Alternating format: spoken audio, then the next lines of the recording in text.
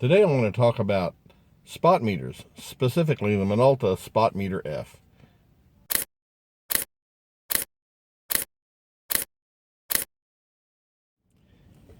Another springtime day in Oklahoma. I love getting out of the house, taking the dog for a walk, going out and shooting some pictures. And I try to shoot the videos, not in my house because I work from home and I'm there, all week long. So I just love getting out. But if you look at this tree right here, you can see that it's really windy outside. It's like 30-mile-an-hour wind.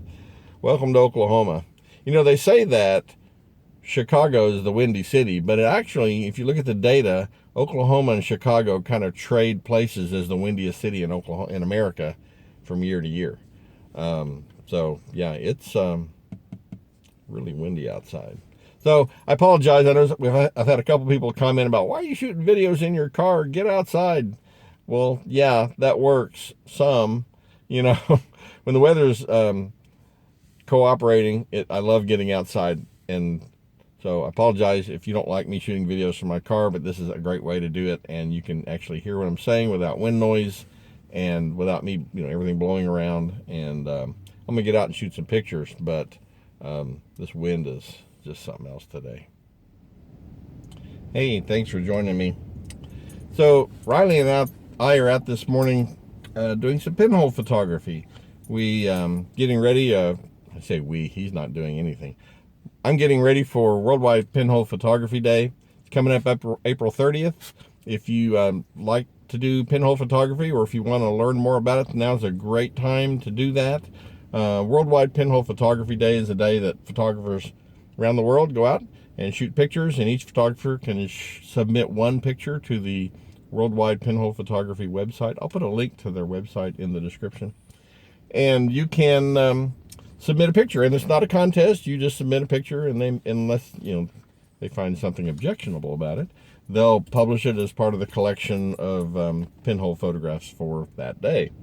Anyway, so I haven't done pinhole photography in a few months, so I thought I'd get some of the cameras out and check them out, shoot some pictures, make sure everything's working okay. This is actually a camera I made out of an old folding camera, an old Olympus folding camera. I've got some other pinhole videos. I'll put some links in the description down below for those. But what I really want to talk about today is not pinhole photography, but spot meters. So if you shoot analog film photography, you really have to have a spot meter. A light meter. A spot meter is just more capable. So before we get too far into this, if you would, please click on the like and subscribe buttons. And let's talk about the Minolta Spotmeter F.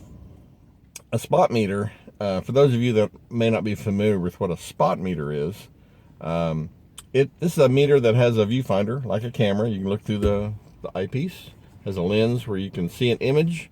And in the middle of that image is a little circle that represents 1 degree of field of view. And that's the area that this meter meters. And spot meters, typically, most of them work relatively similarly, but a digital spot meter will give you the ability not only to meter a particular area, and these kind of meters you can set them up so that it's either telling you what f-stop to use, or you can set it at a fixed f-stop and it'll tell you what shutter speed to use. This one has flash capability, so it'll shoot ambient or flash. If you do flash, you do have to plug a sync cord and plug your flash into the outlet on this. I don't really do much flash metering. Some people find that objectionable. They don't want to have to do that. They want it to. Some of the spot meters will actually trigger your flash wirelessly, and this one doesn't do that. So these have been around for a little while, but they're a very popular meter. You can find the Minolta Spotmeter F on eBay for $150 to $200-ish. I found this one. I've had it about a year and a half, and I think I paid about $120 for it. And they got a pretty good deal on it. Got the box and the manual, and comes with a little leather holster that you can put it in and wear on your belt if you want to look cool. I just keep it in this when it's in my camera bag so the lens doesn't get scratched up. But this is pretty easy to use. Like I say, this one has a physical on-off switch. So if you accidentally leave this thing on, it will run the battery down. And I'm not going to make this a tutorial on how to use this meter, but basically it has just a few controls here. Again, you can set it to a particular film speed and or f-stop or shutter speed, and there's up and down buttons here you can use to go through those. You can set it for ambient or flash. There's a memory clear button and a recall button. So this has some memory to it, so you can meter different areas of a subject and it will average those and tell you, what the average reading is for those. And what most people use a spot meter for, and this is very popular with large format photographers, is they'll meter highlight areas and they'll meter shadow areas, and then they use those readings to calculate the correct f-stop to make sure that they're not blocking up shadow detail and they're not blowing out highlight detail on their film. And that can vary a lot based on what film you're shooting, what kind of camera, of course, you're shooting. But, different types of film emulsions have different amounts of, I guess what we'd call it in digital photography, dynamic range. So, some of your color positive emulsions, like slide film, have very little latitude. You can't be off exposure too much, and they don't accept a very wide range of light values. And then there's things like black and white negative film that you can cover a pretty broad range of light values. And so it just kind of depends on what kind of film you're shooting. But that's one of the real beauties of a spot meter, is that you can specifically meter small areas of a subject and then use those readings to calculate the best exposure. A regular light meter like in your camera, today's cameras are pretty sophisticated, and they do some pretty sophisticated technical algorithms they run to figure out exposures, and they use center weighting and zones in the image, and it's all very sophisticated. And older cameras just kind of center weighted. In other words, they mostly concentrated the meter in the middle of the image, but they basically average, what's there. And regular handheld ambient meters, you can either set them up so they're metering the light that's striking the meter, like you put the meter in a position where it's near the subject, where it's seeing the same light as the subject, or you can point them at the subject and meter reflected light off the subject. Again, this is a reflected light meter. You're seeing the light that's reflected off your subject. And if you take an average subject and you were to look at the amount of light that's reflected off of an average subject, somebody a long time ago figured out that that's about 18% of the light that strikes it. And you can still buy what they call an 18% gray card, where you meter a gray card to get an 18% average. A regular light meter in a camera, especially if you're shooting a film camera with an older meter, it's going to just kind of average what's in front of it, but it doesn't take into account extreme highlights or dark shadow areas. I mean, they become part of the average, but a spot meter allows you to look at those things specifically and then calculate a very accurate exposure. If you're shooting 35 millimeter black and white, negative film, you can just take 2 or 3 pictures, bracket your exposures, and you'll be fine, But if you're shooting large format film, and the sheets of film are expensive, especially if you shoot something like 8x10, each time you take a picture, it costs a few dollars. Then you don't want to just bracket a whole bunch of pictures and waste a lot of film and hope you get the right one. You want to get it right, one exposure, done. You want to be able to nail it. So that's the real beauty of a spot meter, is that you can actually look at those different parts of an image and calculate your exposure based on that. Now this meter is pretty handy. Like I say, when I was looking at spot meters, I use it for pinhole photography, for large format photography, and some of my medium format stuff.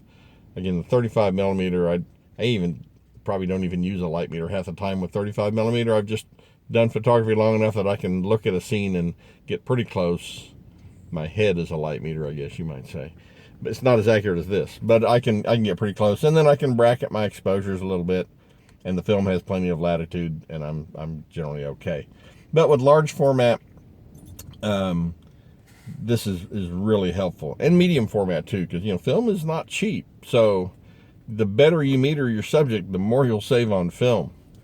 So the Spotmeter F is the one I chose, partly because it's pretty affordable. I mean, if you look at some of the other digital spot meters that are out there, and some of them have some capabilities this doesn't have, but you can quickly get into $600, $700, $800 for a spot meter. And the Spotmeter F from Minolta, they made a ton of them. They're readily available, and like I say, in the $150 to $200 range on eBay right now. So if you're looking for a spot meter, if you're getting into analog or film photography, or you're wanting to learn more about exposure, I've heard tell, I don't do, other than like my YouTube videos, I don't do a lot of videography. I'm not a videographer.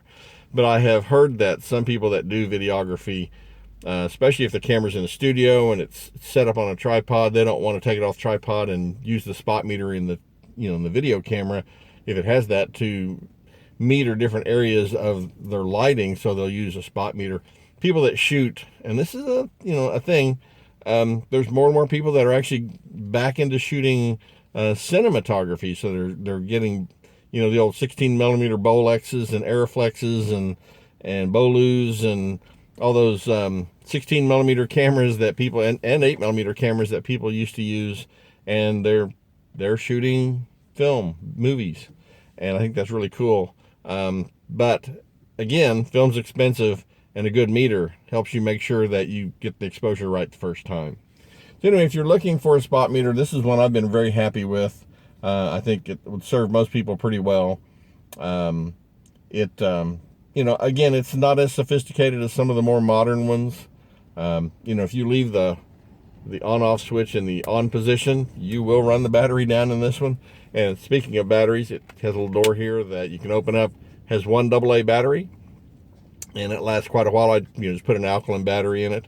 There's also a little control here that is for calibrating the meter. So let's say you get one of these and you compare it to maybe the spot meter in your new digital camera or some other known light meter that's accurate.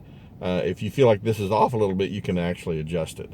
So calibrating it is really easy to do if you find that necessary. Now, I didn't find any need to calibrate this when I compared it to my cameras. The spot meter in my cameras, they read identically. And you can tell when you get a meter, or any camera with a meter, the Sunny F16 rule, you set the ISO and the film speed to the same number basically, and your f-stop should be around f16. Here in Oklahoma on a bright sunny day, it's really more like 11.5, between 11 and 16.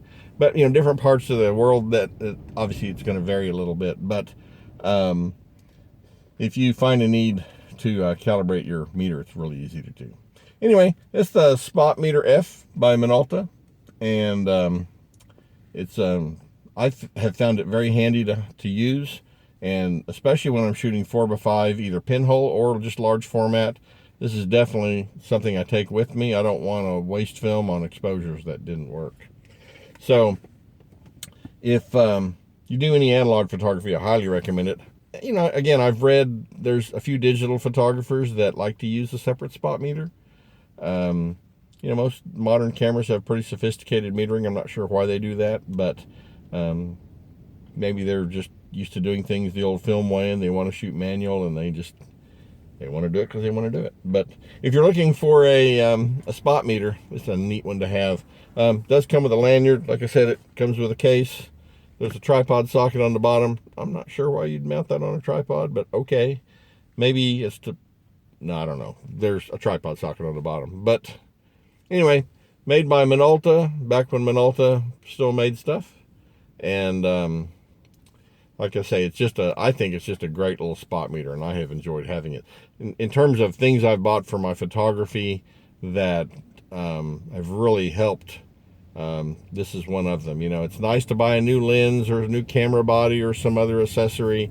Light meters don't seem real sexy, but when you, especially if you're shooting film, and when you nail those exposures and you look at those negatives, then you realize the value of this really fast.